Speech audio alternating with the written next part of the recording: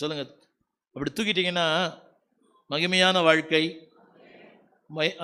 அற்புதமான வாழ்க்கை, மேன்மையான வாழ்க்கை, எல்லாமே சொல்லுங்கள். மகிமையான வாழ்க்கை, அடுத்த ஜெபிக்கிற ஒரு வாழ்க்கை. கையை தூக்கிட்டாங்களே என்ன அர்த்தம் தெரியுமா? அடுத்தவங்களை ஜெபிக்கிறது. ஆசீர்வாதம் எப்படி போடுறாங்க ஊழியக்காரங்கள்லாம்? சத்தமா நீ கையை உயர்த்தினால் ஆசீர்வாதம் வந்துடும். ஆமீன். கை கட்டி ஆசீர்வாதம் ஊழியக்காரர் போடுறாரு.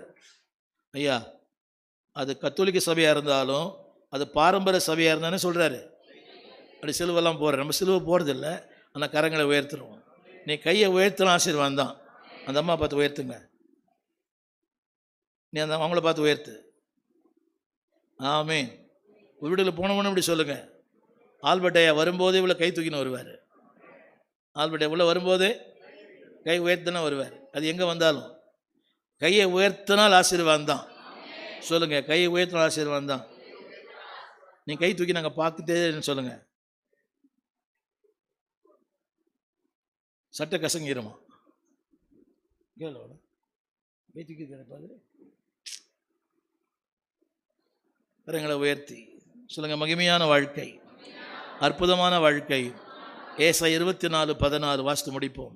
24:14 24:14 சீக்கிரமா வசனம் போட முடியாதோ?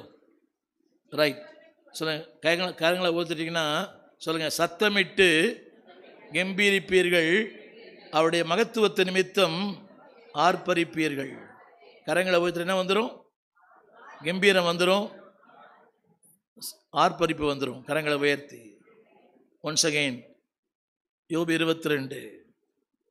மனுஷரால் ஒடுக்கப்படும் போது, சத்தமஸ்து, மனுஷரால் ஒடுக்கப்படும் என்ன செய்யற திரும்பி அவர் என்ன? என்னை திடப்படுத்தி என்னை தூக்கி எடுக்கிறார். கரங்களை உயர்த்தி அந்த வசனம் போடுறீங்களா? சொல்ல, என்னை தூக்கி எடுக்கிற ஆண்டவர். தம்பி, நீ யாரை நம்புறியோ அவங்களாம் தூக்கி எடுக்க மாட்டாங்க. உன்னை கீழே தள்ளிடுவாங்க. ஹலோ, உன் நண்பன் தள்ளிடுவான். புரியுதா? உன்னை கீழே தள்ளிடுவான். அவன் மேலே வந்துடுவான், நீ கீழே போயிடுவேன். அப்புறம் அலையணும் ரோடா.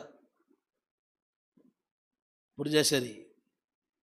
மனுஷர் அந்த பாருங்க, மனுஷர்னா எல்லாம் ஒரே மாதிரி தானே இருப்பாங்க? வித்தியாசமாக இருப்பாங்களா? ஒருத்தர் ஒரு மாதிரி இருப்பாங்க. யோசித்து பாருங்க. இவனை ஒடுக்குறோமே, அதனால் அவனுக்கு என்ன நன்மை? ஒருத்தர் கீழே தள்ளி விடுறோம், அவனுக்கு என்ன நன்மை? ஆஃபீஸில் கூட காஃபி குடிப்பார், ஸ்நாக்ஸ் சாப்பிடுவார், எல்லாம் வருவார். ஆனால் சமயம்